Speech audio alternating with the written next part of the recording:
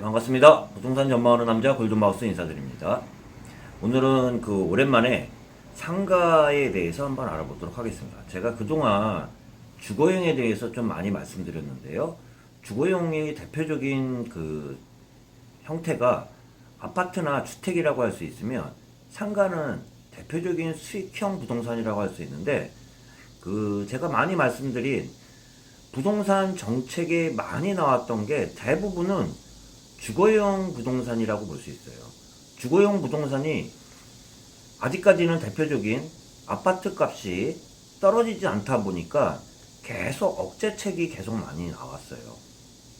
그러다 보니까 지금 환경 자체가 주거용으로는 투자 수익률을 거두기도 쉽지 않은 상황 하에서 대체제라고 할 수 있는 제가 상업용 부동산에 대해서도 말씀을 많이 드렸는데 지금 현재 그러면 상업용 부동산이 상황이 어떠냐 제가 얘기 드려보면 전체적인 양상을 보면 그럴 것 같아요. 한국감정원의 2020년 상업용 부동산의 임대 동향 조사 결과를 발표를 했는데요. 조사 결과를 잠시 보면 공실률도 늘었어요. 공실률도 늘으면 당연히 권리금도 지금 떨어질 거 아니에요? 권리금도 떨어진 하에서 임대료가도 내려갔다고 볼 수 있어요. 코로나가 맨 처음에 발발한 다음에 그때 얘기를 드렸던 게 보통 많이 예상했던 올 가을까지 끝인다면 주거용 부동산은 타격이 없는 상태에서 상업용 부동산이 타격이 클 거라고 얘기 드렸는데 지금 벌써 여름이 다가오면서 주변 보면 일부 휴가를 떠나는 분들도 있더라고요. 저도 잠시 그냥 차를 마시면서 오늘은 편안하게 한번 이야기를 드리는데요. 보면 지금 현재로도 보면 주거용 아파트 같은 경우는 아직까지는 뜨거워요. 뜨겁다 보니까 연일 대책을 쏟아내고 있는데 상업용 부동산의 대표적인 상가 수익률을 보면 수익률도 많이 떨어질 수밖에 없습니다. 그런 상태에서 자영업자나 대규모 오피스나 대표적으로 상권을 그렇게 나눌 수 있을 것 같아요. 어디에 가장 타격이 크냐 보면 유흥상가라고 할 수 있어요. 유흥상가라고 할 수 있으면 중심상가들이 타격이 클 수밖에 없는데요. 아무래도 사회적으로 거리 두기를 하다 보니까 가급적 아직까지도 꼭 필요한 거 아니면 나가는 숫자를 바깥으로 사람 만나는 숫자를 줄이는 거는 어쩔 수 없는 상황이라고 보면 가장 타격이 큰 건 중심 상업지라고 볼 수 있어요. 또한 유흥상가들은 많이 타격을 받을 수 있다고 타격을 받고 있고요. 또한 그런 반면 학원상가 같은 경우는 꿋꿋하게 버티는 상황인 것 같아요. 반대로 좀 두서없이 얘기 드리지만 전체적인 맥락하에서 이해를 하기는 편할 거예요. 학교 상권은 좀 무너진 것 같아요. 저도 애를 키우다 보니까 애들이 한 주 학교 나가고 2주를 쉬다 보니까 학교 주변 상권들은 많이 좀 망가졌다고 볼 수 있어요. 학교들이 문을 여는 숫자들이 적다 보니까 학교를 대표적으로 보고 있는 학교 상권들은 많이 망가진 전에 비해서도 아직까지도 크게 좋아지지 않는 상황이라고 볼 수 있으면서 그 주변에 보면 공실률도 그만큼 많을 수밖에 없어요. 공실률이 많다는 거는 권리금을 포기하고 나가는 사람들도 많다는 건데 학교 주변을 보면 아직 1층 상권, 1층 점포 상가는 공실이 나는 확률은 많지는 않지만 2층, 3층에 대한 집합 상가들은 여전히 공실률은 좀 줄어들지 않고 있으면서 아직까지도 회전율은 굉장히 느리다고 볼 수 있어요. 그런 반면 학원 상가는 저도 지금 상황을 보면 애들을 보면 학교는 한 주 나가고 2주 쉬고 막 그러지만 학원은 계속 보내잖아요. 그러다 보니까 학원 상권은 아직까지는 또 그거와 같이 생각해 보면 학원 상권은 아직까지도 괜찮은 것 같아요.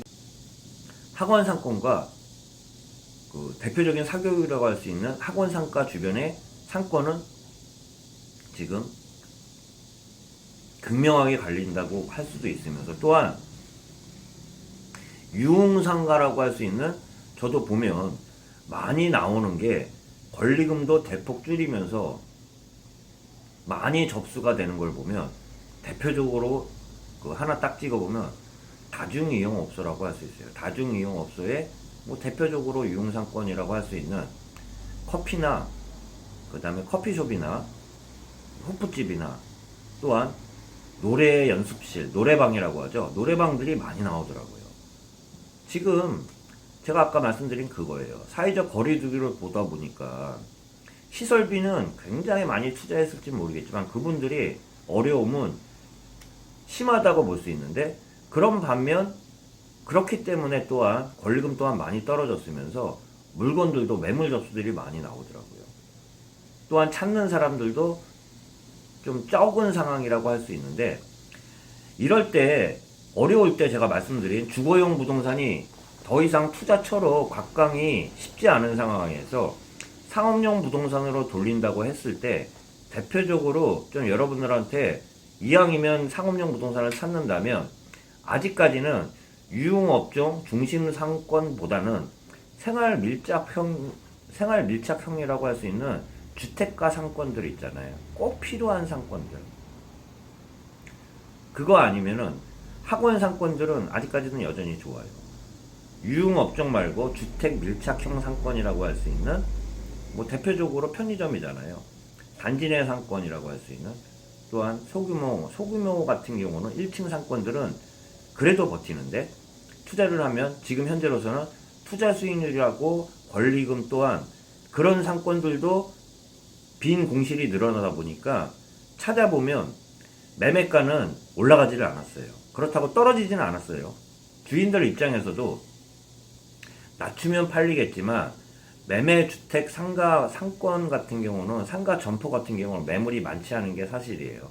여러분들도 현장에 가다 보면 임대는 많을지언정 매매는 많지 않은 걸로 볼 수 있는데, 그것 또한 전보다든 오르지 않았다는 건, 다른 건 다 올랐는데 점포 상가가 오르지 않았다는 건 지금은 또 찾을 수 있는 상황 하에서, 제가 마지막 팁을 드리면 중심 상권보다는 생활 밀착형 상권하고 학원 상권은 지금 들어가면 공실률도 상대적으로 적다는 말씀과 함께 상업용 부동산이 대체 수요로 주거용 부동산을 꽉 억누르는 상황에서 대체 수요로 상업용 부동산이 좀 더 찾는 분들이 늘어날 수 있는데, 오늘은 상업용 부동산과 공실률과 전체적인 전국 공실률, 임대료, 권리금 다 떨어진 하에서 매매가도 올라가지를 못해요.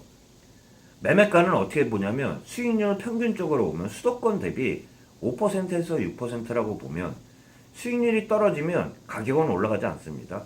지금 상업용 부동산은 거꾸로 알짜들을 고르면은, 잘 잡아놓으면은 앞으로 주거용을 대체할 수 있는 수익형 부동산의 대표적인 상가 점포는 거꾸로 매매 입장에서는 좋은 물건 찾을 수 있는 그런 상황이라고 얘기 드리면서, 그 중에서도 제가 가장 대표적인 생활 밀착형 상권하고 학원 상권에 대해서 오늘 좀 잠시나마 얘기 드렸습니다. 예, 남은 시간 편안한 시간 되시길 바라면서 상업용 부동산 찾는 분들한테 조금이라도 도움되기를 바라면서 영상 마치도록 하겠습니다. 예, 골든마우스였습니다.